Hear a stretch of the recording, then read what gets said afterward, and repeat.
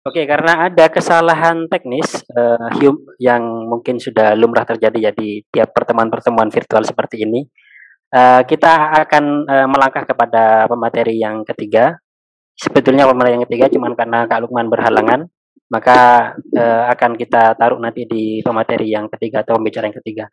Sekarang kita akan kepada Bapak Cahaya yang mungkin masih berusaha untuk share screen. Sebelumnya, agar mungkin teman-teman sekalian bisa mengenal beliau, saya bacakan kurikulum vitae-nya. Ya, mungkin bisa disimak bersama. Beliau bernama lengkap Cahaya Purnama Putra. Pendidikan terakhir beliau yaitu Sarjana Hukum. Alamat beliau yaitu di Medayu Selatan, Medoanayu, Rungkut, Surabaya. Tanggal lahir beliau 2 Juli 1985. Nomor telepon beliau 081 332 557 008. Adapun riwayat pendidikan beliau yang pertama yaitu tingkat dasar Sekolah Dasar Katolik Santo Yusuf di Waru Sidoarjo, kemudian SLTPN 2 di Waru Sidoarjo, dan SMK Farmasi di Surabaya pada tahun 2000 hingga 2003, dan S1 Pendidikan Hukum di Universitas Bayangkara Surabaya, tepatnya pada tahun 2009 sampai 2015. Pengalaman organisasi beliau yang pertama yaitu Karang Taruna RT 3 RW 07 Perumahan Geria Mapan Sentosa pada tahun 2003 hingga 2005. Kemudian yang selanjutnya yaitu Ketua Komite Orpas atau dalam kurung Orientasi Pemuda Angkat Sidi GKJW dalam kurung Gereja Kristen Jawi Wetan Rungkut pada tahun 2006. Yang ketiga yaitu Humas Komisi Pembinaan Pemuda dan Mahasiswa GKJW dalam kurung Gereja Kristen Jawi Wetan di Rungkut pada tahun 2007 hingga tahun 2013. Selanjutnya anggota komunitas jaringan Gus Durian dalam kurung Social Interfaith Cross Cultural and Peace Mission Community pada tahun 2016 hingga sekarang. Beliau juga merupakan anggota paguyuban antar lembaga umat beragama di Rungkut atau tepatnya di Gunung Anyar pada tahun 2017 hingga sekarang. Beliau juga merupakan Majelis Gereja GKJW Rungkut periode 2019 hingga 2021.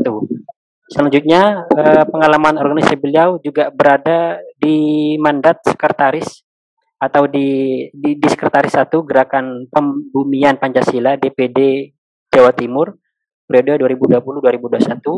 Beliau juga merupakan anggota pelaksana tugas koordinator bidang pemeliharaan kerukunan atau disingkat dengan Forkugama, Forum Kerukunan Generasi Muda Literasi Agama, FKUB Jawa Timur periode 2020-2022. Beliau juga merupakan sekretaris LPPD atau Lembaga Pengembangan Pasparawi Daerah di Kota Surabaya periode 2021 hingga 2026. Dan pengalaman organisasi beliau yang terakhir yaitu beliau merupakan tim media ofisial PGI.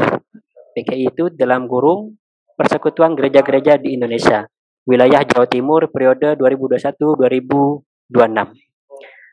Demikian pembacaan kurikulum vitae dari Pak Cahaya Purnama Putra. Selanjutnya tanpa berlama-lama kami akan melimpahkan kepada Bapak Cahaya Purnama Putra untuk menyampaikan materi yang sudah beliau siapkan. Monggo Pak.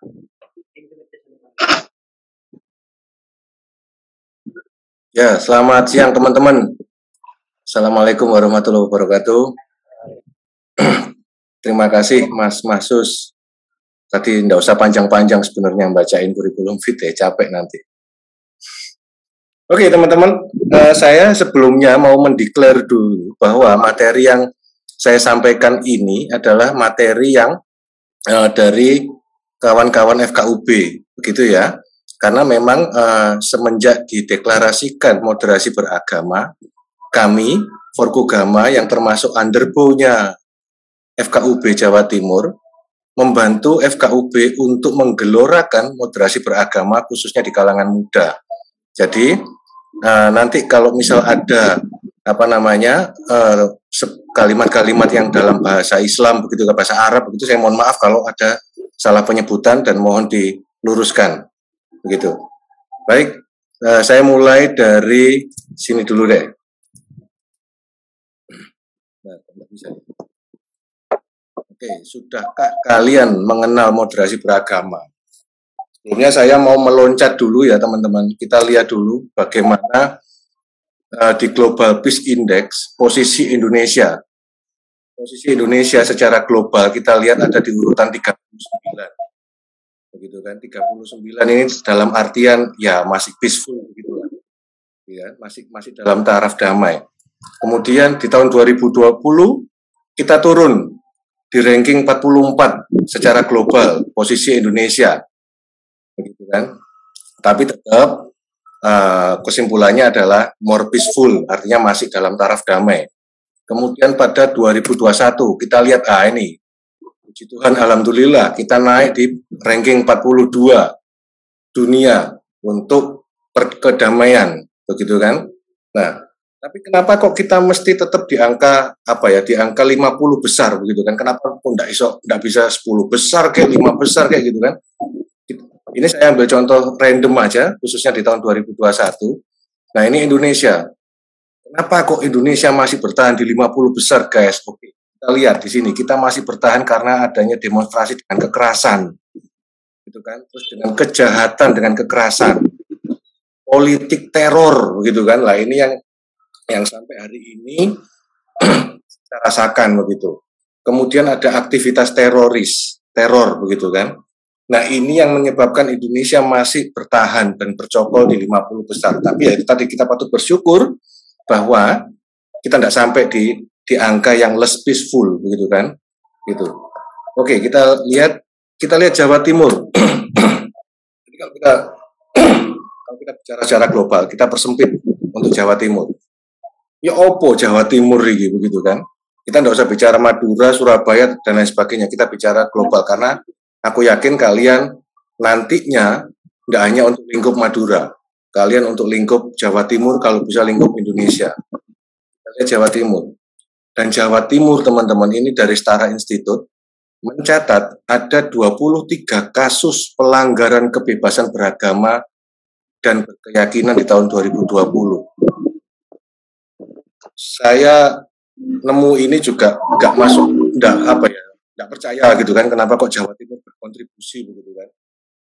Nah sebenarnya kalau mau saya tampilin ada sebenarnya, cuma nanti waktunya terbatas. Saya share lewat Mas Mahsus ya, bagaimana riset dari Setara Institute untuk kota intoleran. Dan bersyukurnya teman-teman, dalam riset di Setara Institute terkait dengan kota intoleran dan toleran, Madura tidak tercatat intoleran.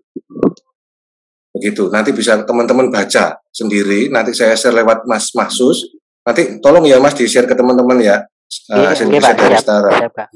Nah, Madura itu tidak masuk loh bro, teman-temanku semua, keren kan gitu loh. Tapi ya itu tadi, tetap mesti kita jaga. Nah ini secara global Jawa Timur.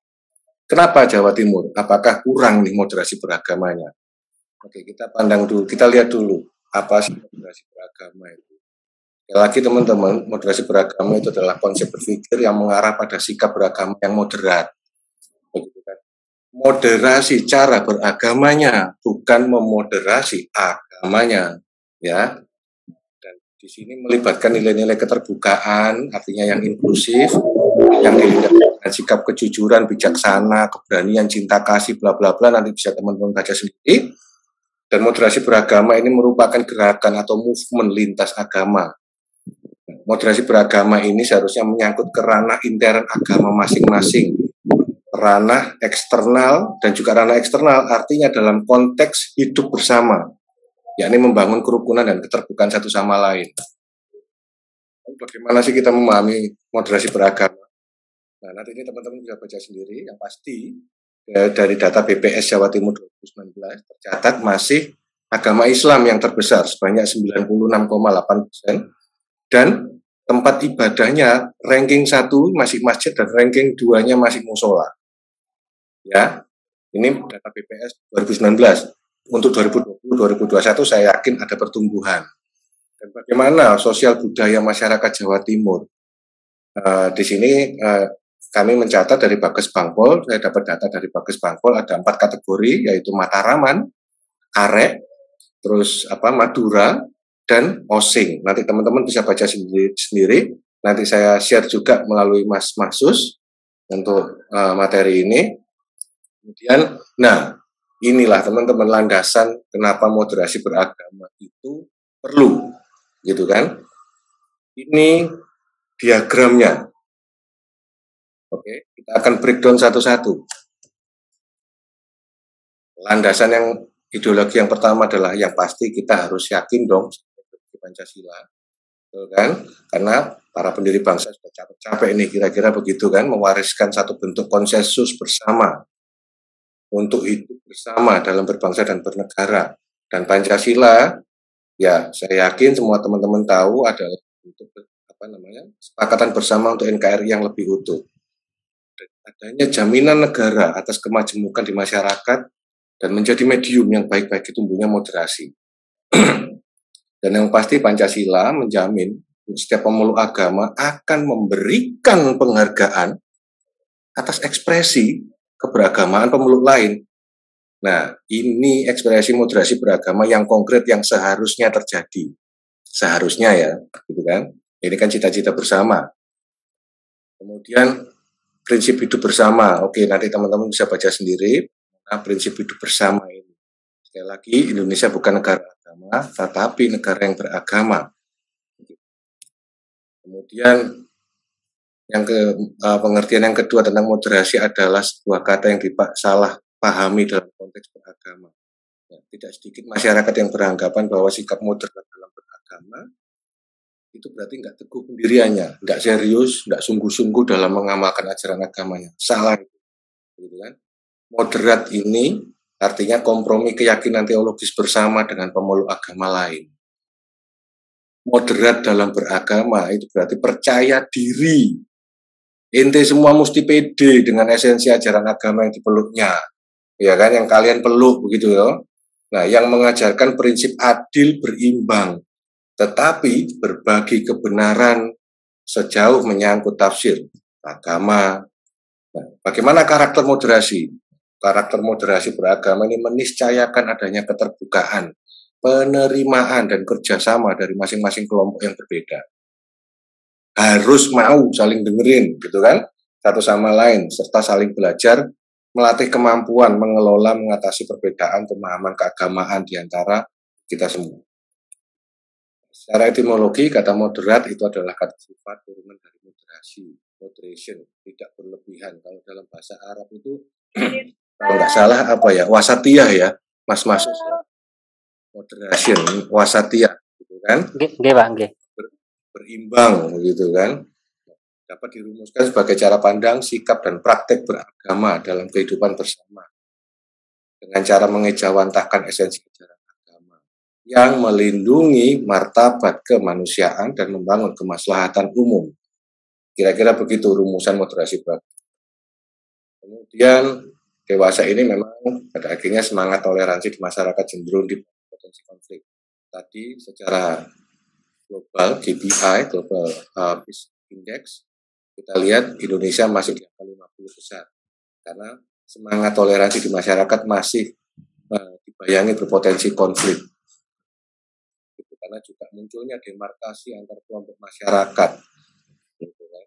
Yang akhirnya masyarakat cenderung semakin kaku, gitu kan? Masyarakat dari segi etnis agama, gitu kan? Itu akhirnya mengembangkan aktivitasnya hanya di seputar kelompoknya sendiri, gitu kan? Misal, mohon maaf nih, yang Chinese sendiri nih ngegap, begitu kan? Yang Madura sendiri nih, akhirnya ngegap sendiri, begitu. Kemudian latar belakang yang berikutnya adalah karena adanya penafsiran yang berbeda, penafsiran yang melahirkan pemikiran yang bersifat konservatif. Pemikiran yang bersifat konservatif itu adalah pemikiran yang hanya mempraktekkan ajaran agama secara tekstual, bukan kontekstual, gitu kan? Yang ujung-ujungnya apa? Mudah memvonis orang lain yang tidak sejalan dengan pemikirannya. Gitu kan? Ujung-ujungnya apalagi kekerasan, penyesatan, penafian, sampai pengkafiran. Oke, kalau saya sebagai Kristen, saya sih woles saja lah ya dikatain kafir begitu kan. Karena ya itu tadi, nanti kita akan sampai kenapa kok kami Kristen ini sangat woles dikatain kafir begitu kan. Nah, ini pengkafiran yang di sini adalah pengkafiran sesama Islam. Gitu kan. Dan praktek berlebihan dalam ajaran agama. Munculnya penafsiran tunggal, gitu kan, latar belakang berikutnya. Hal yang membahayakan persatuan dan kesatuan bangsa adalah adanya penafsiran tunggal atau monotafsir, adanya pemahaman yang bercorak tunggal, meniadakan yang lain, kemudian adanya upaya untuk menganggap yang lain sebagai musuh dan harus dinihilkan. Kemudian adanya warisan masa lalu.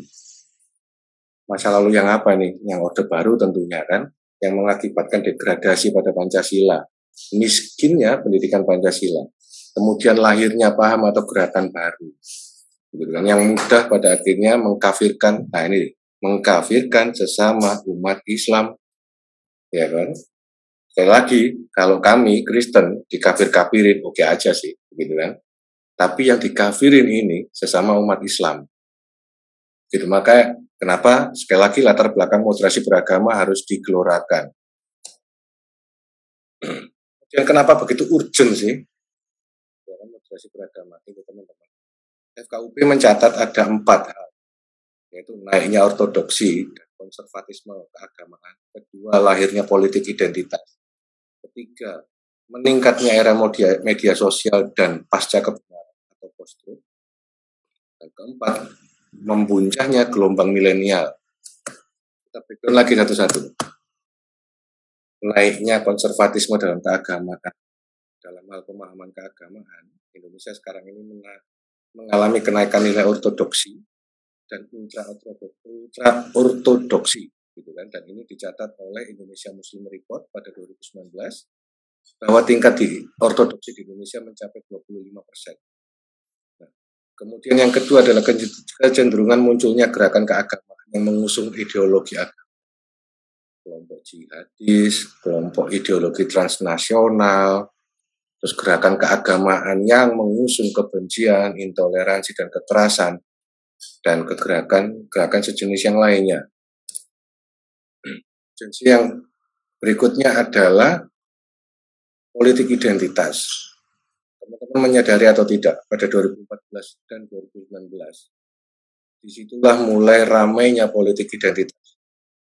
Di mana ya akhirnya ada sebutan apa itu, cebong, kampret, ya itulah ya kan. Itu tidak penting sebenarnya, tapi yang ditakutkan pada akhirnya terjadi adalah ketika agama menjadi tunggangan, gitu. Dan ini terjadi pada akhirnya di 2014 dan 2019, gitu. Kemudian era post-truth dan media sosial. Era media sosial diyakini sebagai buah dari revolusi industri 4.0. Dan era ini bisa mendekonstruksi definisi kelompok dan interaksi sosial dari pengertiannya yang konvensional menuju pada komunikasi yang teratomisasi. Manusia jadi mudah terhubung, itu bagus, gitu kan, dan lain sebagainya. Tapi di era media sosial ini pasti ada kekurangannya lah. Permainan berita bohong, ya kalau teman-teman boleh menyadari ya sebenarnya sakjane ya hoax ini tidak hanya terjadi ketika era revolusi industri 4.0 atau era media sosial. Kalau teman-teman ingat bagaimana orang tua kita pernah sering ngomong, jangan duduk di depan pintu, nanti cekak jodoh, gitu kan. Nah itu kan hoax sebenarnya. Tapi ya itulah, itu tapi untuk kebaikan. Tapi beda hoax saat orang tua kita zaman dulu dengan hoax hari ini. Hoax hari ini adalah kebohongan yang terus-menerus digelorakan. Teman-teman akan meyakininya sebagai sebuah kebenaran. Itu post-truth. Dan menurut data BPS, jumlah generasi Z dan milenial, nah ini teman-teman, kalau digabung ya, saya, panjenengan, kalau digabung, kita jadinya ini 27,9 dan 25,89. Kalau digabung, kita ada 143 juta teman-teman di Indonesia dari 270 juta penduduk Indonesia. Kita jumlahnya 53,81%. Di sisi lain generasi kayak kita ini ya, milenial dan generasi Z, ini sangat rentan terhadap infiltrasi ideologi radikal dan teroris. Sehingga pola belajar mereka lebih banyak mengandalkan sumber pengetahuan dari internet. Nah, kita akui aja lah, saya panjenengan mungkin mengandalkan sumber pengetahuan dari internet. Nah, buktinya apa? Ketika 2021 kemarin terjadi pemboman, gitu kan. Pelakunya siapa? Milenial, begitu kan. Nah, ini saya ambil sedikit saja cuplikan dari berita sumber BBC News, begitu kan. Iming-imingnya apa ini? Nah, jalan pintas ke surga. Waduh, gitu kan. Nah, kemudian yang mendasari lahirnya moderasi beragama, teman-teman, yaitu perspektif. Perspektif apa? Teologi yuridis dan sosio antropologis, gitu kan? Kita breakdown lagi, perspektif teologis. Oh, bosnya perspektif teologis itu kan? Nah, ini dari koordinator kerukunan untuk Islam di Forkoga. Teman mencatat ini. Konsep moderasi beragama itu termaktub dalam surat Al-Baqarah. Mohon maaf kalau saya salah menyebutkan ya teman-teman. Mohon diluruskan. Ayat 143. Artinya teman-teman bisa baca sendiri. Nah, konsep moderasi beragama dalam pemikiran Islam adalah mengedepankan sikap toleran dalam perbedaan, keterbukaan menerima keberagaman, baik beragam dalam mazhab maupun dalam beragama. Wasatiyah Islam diterjemahkan sebagai justly balance Islam, arti Islam yang berimbang. Middle path atau jalan tengah, begitu kan? Di mana Islam berfungsi memediasi dan sebagai penyeimbang. Istilah ini menunjukkan pentingnya keadilan dan keseimbangan serta jalan tengah untuk tidak terjebak pada ekstremitas dalam beragama. Tadi saya sampaikan ke teman-teman bahwa kenapa kok kami Woles dikatain kafir. Ini dia. Ajaran Kristen, nah ini termaktub dalam Injil Matius. Kasihilah bla bla bla bla bla. Yang kedua, kasihilah sesamamu manusia seperti dirimu sendiri.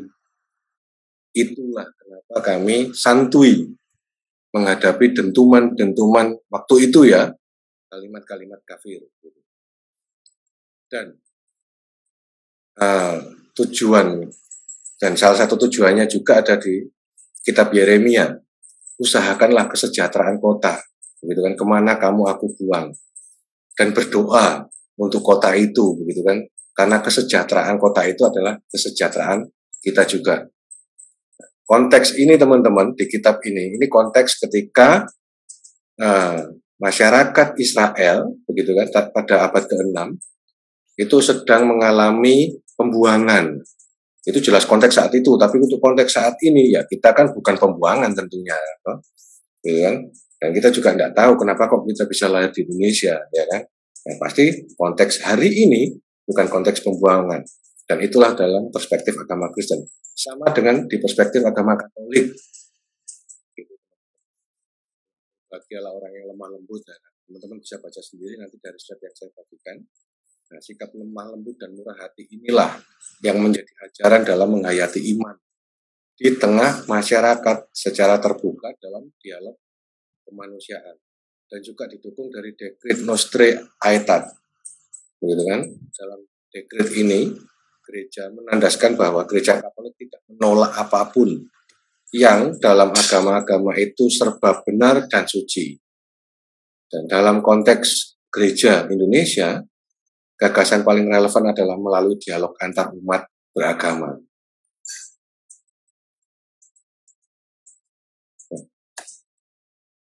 Dalam agama Hindu, kita bisa, saya juga takut salah baca ya, nanti teman-teman bisa baca sendiri.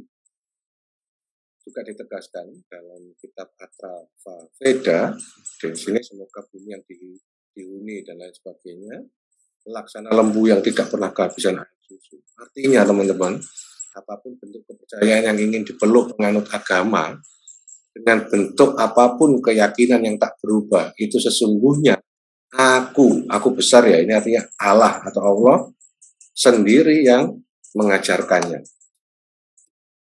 Kemudian dalam perspektif agama Buddha, itu nanti teman-teman bisa baca sendiri, dan pasti dalam ajaran agama Buddha sendiri menghindari ekstremisme agama. Bukan hanya memeluk apa yang diyakini, namun harus respect kepada yang beragama lain. Ini juga ada dalam dekret Raja Asoka pada prasasti Batu Kalingga 22. Catat dengan jelas, bila kita menghormati agama kita sendiri, jangan mencemooh dan menghina agama lain. Seharusnya kita menghargai pula agama lain. Dan konsep agama Konghucu, singkat ceritanya adalah tepo seliro, dijabarkan dalam kitab Zong Yong.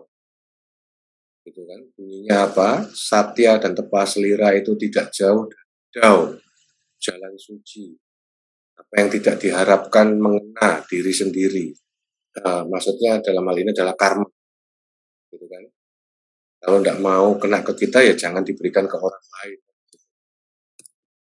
Nah, kita lihat dalam perspektif yuridis. Kalau tadi dalam perspektif teologis, moderasi beragama, kita lihat dalam perspektif yuridis.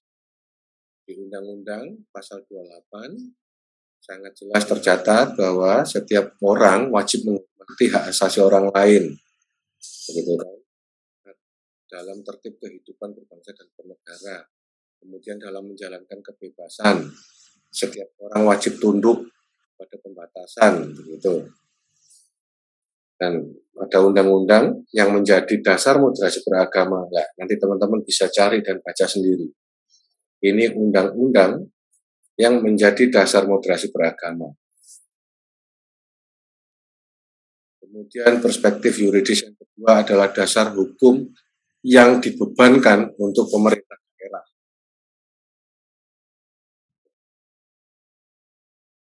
Dan ini harus termaktub dalam RPJMD, rencana jangka menengah pokoknya. Gitu kan?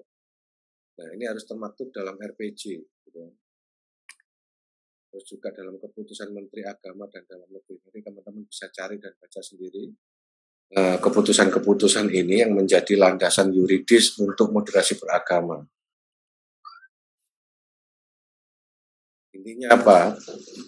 Pemerintah itu harus punya visi. Visi apa? Untuk menyeimbangkan pembangunan fisik dan mental manusia, berlandaskan pengetahuan dan agama secara simultan, berimbang. Kemudian internalisasi nilai agama diharapkan dapat memperkokoh komitmen, bukan menggerogoti.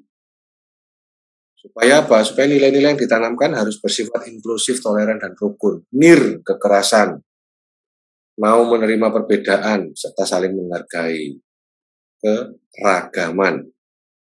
Oleh karena itu, pemerintah selain membuat wacana moderasi beragama, lebih dari itu membuat regulasi peraturan perundang-undangan terkait dengan moderasi beragama, yang pasti ya harus ditunjang dengan dana yang memadai. Begitu. Nah, ini memang harus jadi PR besar nih buat pemerintah Jawa Timur maupun Pemkab Sampang, atau mungkin ada teman-teman di sini yang bekerja di Pemkab Sampang. Nah, ini juga harus dipahami nih, gitu kan? Kemudian bagaimana perspektif antrososiologi, ya, sosioantropolog, gitu. Secara sosiologis masyarakat Indonesia itu punya modal dalam kerukunan sosial, solidaritas sosial, setia kawanan sosial. Secara antropologinya, masyarakat Indonesia itu punya modal dasar kebinekaan dan kebersatuan. Atau kalau bahasa Inggris Timurnya, unity in diversity, begitu kan, atau Bhinneka Tunggal Ika. Masyarakat Indonesia juga dikenal secara sosiologis sebagai masyarakat yang rukun, harmoni, dan mengutamakan keselamatan. Meskipun bangsa Indonesia terdiri dari keragaman suku, bangsa, bahasa, dan budaya. Nah, ini dia indikator komitmen indikator moderasi beragama. Ini kami sadur dari indikator moderasi beragama yang dicetuskan oleh Kementerian Agama Republik Indonesia. Itu tahun 2020. Komitmennya ada 5, gitu. Nah, saya sangat berharap juga teman-teman nantinya ketika kembali ke daerah masing-masing, kembali ke Sampang, sudah bisa nih melihat atau membuat indikator, sudahkah Sampang ini menerapkan moderasi beragama melalui 5 indikator ini. Nah, nanti teman-teman bisa baca sendiri. Lalu bagaimana? Nah, ini yang diharapkan dari TOR yang diberikan ke saya, implementasi moderasi beragama. Kita semua harus optimis. Ini pidatonya Pak Presiden pada 2019, gitu kan? Aset terbesar bangsa ini adalah kerukunan, persaudaraan, persatuan. Kita harus gotong royong membumikan Pancasila. Oleh karena itu tadi kenapa saya juga ada di gerakan pembumian Pancasila. Begitu. Capek gini, tugas kayak gitu. Tapi ya itu saya nikmati aja, menyenangkan. Gitu. Nah, ini implementasinya moderasi beragama dari bagan ini. Nah, ini langkah kedua. Tadi kan langkah pertama, ini langkah kedua untuk menerapkan moderasi beragama. Kita mulai dari ruang lingkup penerapan. Keluarga, ruang lingkup terkecil dan paling efektif kan kalau ya kita sepakati adalah keluarga ya. Karena keluarga merupakan basis utama bagi gerakan moderasi secara keseluruhan. Keluarga jadi dasar kehidupan untuk menanamkan nilai-nilai yang baik, yang utama, gitu kan? Orang tua juga jadi kekuatan dan fondasi untuk mendidik moderasi beragama. Kemudian pendidikan moderasi beragama dalam keluarga ini menyangkut pendidikan karakter dan pendidikan nilai. Kalau teman-teman di sini ada yang sudah berkeluarga, monggo, ini bisa diterapkan dalam keluarga teman-teman. Nilai inti dari pendidikan moderasi beragama di keluarga adalah adil berimbang dalam memandang, menyikapi, dan mempraktekkan semua nilai kehidupan. Nilai adil yang ditanamkan adalah menjadikan seseorang yang sikap pemikirannya tidak berat sebelah, melainkan lebih berpihak pada kebenaran, middle path, jalan tengah. Nilai karakter yang kedua adalah keseimbangan. Artinya apa? Menggambarkan cara pandang, sikap, dan komitmen seseorang untuk selalu berpihak pada keadilan kemanusiaan dan bersama. Kemudian ruang lingkup moderasi beragama yang kedua adalah di sarana atau prasarana ibadah, tempat ibadah. Nah ini teman-teman kita juga harus bisa meningkatkan pemahaman keagamaan dan menjadi dominan, gitu kan? Menjadi domainnya para agamawan. Tadi kalau di sini ada teman-teman yang guru pengajian begitu ya, atau apa sih namanya, kalau tiap maghrib itu apa, ngaji ya, ngaji lah, ngaji. Nah teman-teman guru ngaji begitu kan, nah mulai nih tanamin ini teman-teman, membangun sikap moderasi beragama yang berakar kuat pada ajaran agama. Artinya apa? Artinya para agamawan harus mampu menjawab argumentasi keagamaan. Kenapa umat beragama harus hidup dalam kerukunan dan persatuan? Nah, ini harus teman-teman temukan nih. Teman-teman yang berprofesi sebagai guru ngaji atau guru agama Islam di sekolah, begitu kan? Atau mungkin jadi penyuluh agama Islam di Sampang, begitu kan? Nah, ini teman-teman harus menemukan nih. Gitu kan? Para agamawan wajib menyebarkan pemahaman yang kuat tentang moderasi beragama. Tuh. Karena sehingga dengan adanya cara pandangan dan sikap moderat, gitu kan, maka sikap toleransi dan keadilan dapat terwujud. Karena dalam diri manusia pada dasarnya sudah mengandung prinsip moderat. Nah, itu tidak kita sadari sebenarnya. Semua agama pastinya kita semua meyakini bahwa tidak ada agama yang mengajarkan kekerasan atau kerusakan, gitu kan. Nah, sebelum kita melangkah pada implementasi yang ketiga, gitu kan, melalui pendidikan formal. Kita lihat dulu di sini bagaimana intoleransi berkembang di ranah pendidikan. Kita lihat di pengajar, radikalisme pada pengajar itu 56,7%. Dan untuk sikap intoleransi, tenaga pengajar ini menyumbang sebanyak 27,08%. Sikap intoleran, menyumbangkan cara berpikirnya ke siswanya, begitu kira-kira. Dan untuk siswa sendiri, teman-teman bisa baca. Kemudian, tidak keberatan dibantu oleh agama lain, tenaga pengajar menyumbang hanya 64%, guys, bayangin. Tapi bersyukurnya kalian, saya, dan kita semua yang generasi milenial, pelajar atau mahasiswa ini tidak keberatan sebanyak 70% dibantu oleh agama lain. Kita patut bersyukur dalam hal ini, teman-teman. Artinya, dari hasil survei ini menunjukkan bahwa ternyata pelajar kita masih bisa berpikir rasional. Kemudian, nah ini yang sering terjadi dan polemik begitu. Menyetujui pendirian rumah ibadah. Tenaga pengajar menyumbang 34,37%. Menyumbang pemikirannya, gitu kan? Bagaimana? Ayo kita tidak usah setuju nih pendirian rumah ibadah umat lain, gitu kan? Ini tenaga pengajar menyumbang 34,37% cara berpikirnya untuk ke siswanya. Tetapi bersyukurnya lagi, kita, saya dan Anda semua 55% nih. Nah, masih setuju, gitu kan? Imbasnya dari sini, akhirnya kita semua setuju nih. Sebanyak 55% setuju pendirian rumah ibadah agama lain. Bersyukurlah ya, kita dilahirkan pada generasi yang paling tidak masih bisa berpikir rasional. Gitu. Nah, akhirnya ini moderasi beragama harus diimplementasikan juga pada pendidikan formal, teman-teman.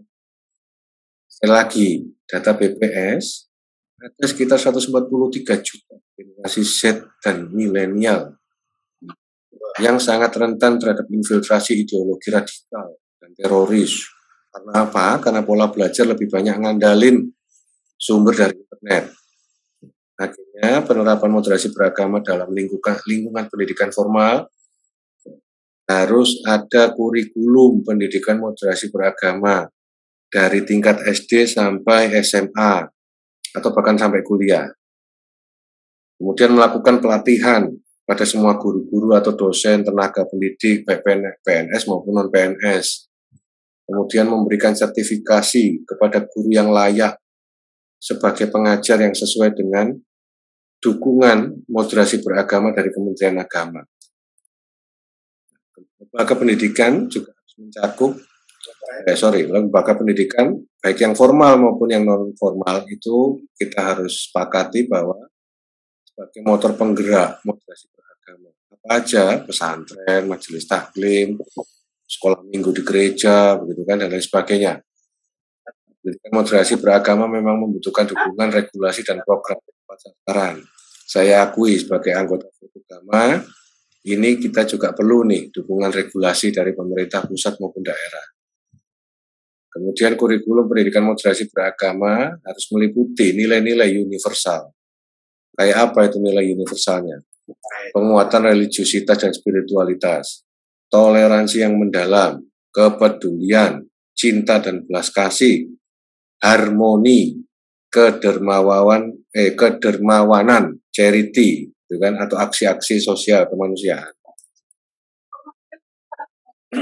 Nah, dijalankan juga pendidikan moderasi beragama dalam institusi pendidikan, teman-teman ya. Kemudian pendidikan beragama di tingkat akar rumput itu harus melibatkan semua partisipasi tokoh dan anggota masyarakat. Pendidikannya seperti apa dan sasaran subjeknya yang akan dibina seperti apa, ini teman-teman yang bisa gali sendiri. Pendidikan yang efektif supaya apa? Supaya moderasi beragama ini bisa digelorakan dengan tepat sasaran. Ini nanti teman-teman sebagai mahasiswa atau orang-orang yang sangat concern di bidang-bidang sosial kemasyarakatan bisa dicari dan diterapkan. Nah, untuk di lingkungan masyarakat sendiri, implementasinya yaitu dengan cara membangun kerukunan yang aktif, kemudian bagaimana tafsir agama itu dalam bingkai cinta kasih dan persaudaraan, kemudian bagaimana moderasi beragama ini sebagai komitmen bersama. Yang terakhir adalah pemberdayaan ekonomi kreativitas lintas agama. Maksudnya apa sih ini? Teman-teman bisa nih kira-kira, misal nih, memulai, kalau ada di daerah teman-teman, misal agama lain nih, punya karya. Nah ini teman-teman bisa nih, memulai, bikin suatu gerakan pemberdayaan ekonomi, tapi sifatnya lintas agama. Yang pasti, supaya teman-teman ada dukungan secara finansial, teman-teman juga harus minta dukungan ke Pemkab, begitu kan? Dengan gaya bahasa atau lobby-lobby yang cantik, begitulah kira-kira. Nah, lalu moderasi beragama, penerapan yang paling efektif, saya harap ya,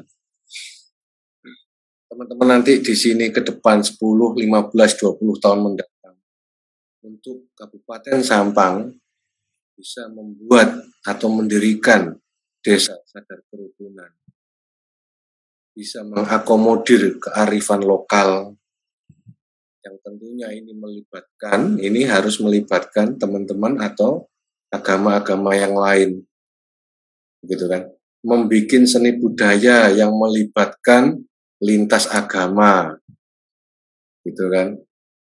Teman-teman harus membudayakan membaca atau literasi, misal bedah buku, gitu kan, bedah buku yang ringan sampai yang berat. Nah, ini harus mulai nih dibudayakan.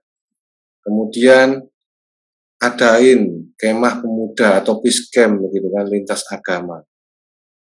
Nah, saya harap 5, 10, 15 tahun, 20 tahun kemudian teman-teman bisa membuat ini untuk di Kabupaten Sampang. Dan jangan lupa ini dimediakan, gitu kan, ditunjukkan melalui media. Gitu. Pada akhirnya teman-teman, harmoni dan kerukunan umat beragama itu merupakan syarat mutlak, ya, khususnya untuk program pembangunan ekonomi masyarakat dan pembangunan di Jawa Timur. Moderasi beragama menemukan relevansinya dalam rangka pemahaman pemaknaan keagamaan yang harmonis, rukun, damai, dan untuk menciptakan iklim yang kondusif, gitu kan. Kemudian membangun cara kehidupan keberagaman bermartabat seperti yang diharapkan para pendiri bangsa kita. Kemudian moderasi beragama, sekali lagi bukan dalam rangka memoderasi agama. Yang perlu dimoderasi adalah pemahaman para pemeluknya atas realitas agamanya. Kalau Gus siapa tadi sebelumnya menyampaikan bahwa ya kita terlalu terkungkung pada tekstual, kita kurang kontekstual. Nah, inilah yang perlu dimoderasi teman-teman. Pemahaman pemeluk agama atas realitas, ini maksudnya kontekstual, gitu kan. Kemudian menghadirkan wajah agama di ruang publik dalam persoalan kontestasi tafsir, perlombaan menghadirkan pemahaman keagamaan yang lebih relevan dengan kebutuhan masyarakat hari ini. Pada akhirnya ini menjadi tugas kita bersama untuk menghadirkan wajah agama Islam yang toleran, Kristen yang toleran, Katolik toleran, Hindu, Buddha, Konghucu yang toleran, damai dan moderat. Artinya kedamaian dan keamanan hanya dapat tercipta dengan moderasi beragama. Dan sekian, terima kasih. Saya kembalikan ke Mas Mahsus. Monggo Mas Mahsus. Oke, baik. Terima kasih Bapak Cahaya Purnama Putra atas penyampaiannya yang begitu gamblang dan sudah dikupas tuntas ya, mulai dari berbagai perspektif hingga tadi yang terakhir menuju kepada bagaimana moderasi beragama bisa kita terapkan atau secara implementatif sudah dibahas tuntas tadi oleh Bapak Cahaya. Barangkali teman-teman sekalian, sebelum kita melangkah kepada pemateri yang ketiga, yaitu Cak Lukman Hakim. Sambil lalu mungkin kita sedikit fresh pemahaman kita yang dimulai dari tadi hingga pemateri yang terakhir tadi, untuk kita supaya bisa lebih jauh lebih ringan dan jauh lebih apa namanya itu ya, dinamis dalam memahami urusan agama. Karena mengapa kalau kita memiliki pemahaman yang surut terkait agama seperti tadi, kalau bahasanya di akademis mungkin tekstual, maka kita akan terbunuh oleh zaman itu sendiri karena pemahaman kita yang selalu konservatif, sehingga zamannya sudah kemana, pemikiran kita masih kemana, seperti itu. Jadi hal-hal yang seperti itu mungkin harus bisa kita eliminir dengan baik. Artinya ada memang ranah-ranah yang harus secara pemahaman itu doktriner. Cuman ada di sisi lain pemahaman yang itu seharusnya jauh lebih mencair dan jauh lebih mengalir mengikuti arus zaman dan perkembangan yang ada.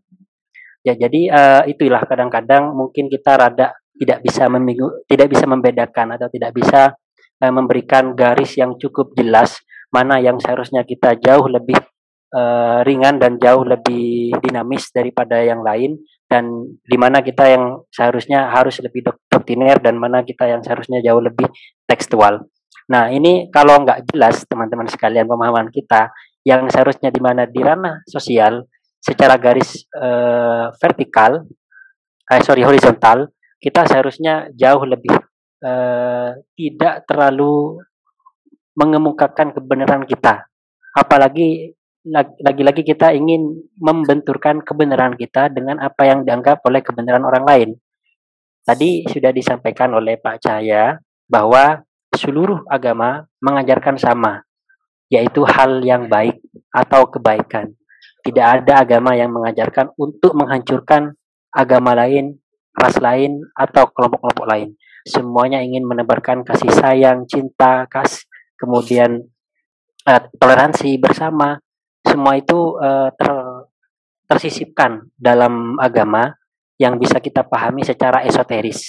Nah, maka mungkin titik temunya bisa kita temukan di sana. Ketika kita mulai memahami agama kita secara esoteris atau secara jauh lebih substansial, maka kita akan menemukan suatu titik temu atau suatu persamaan yang antar satu sama lain atau antar pemahaman agama kita dengan pemahaman agama lain, sehingga terciptalah kedamaian, sehingga terciptalah kerukunan, dan tidak akan pernah ada yang namanya intoleransi, radikalisme, dan semacamnya dalam agama. Dan memang perlu dipahami sekali lagi bahwa pemahaman agama kita itulah yang harus selalu dimodifikasi dan harus selalu didinamiskan mengikuti perkembangan yang ada, bukan agama itu sendiri. Karena seperti tadi yang diucapkan bahwa yang dimoderasi seharusnya adalah agamanya. Yang dimoderasi bukanlah agama, tapi pemahaman orang itu bagaimana memahami agamanya, seperti itu.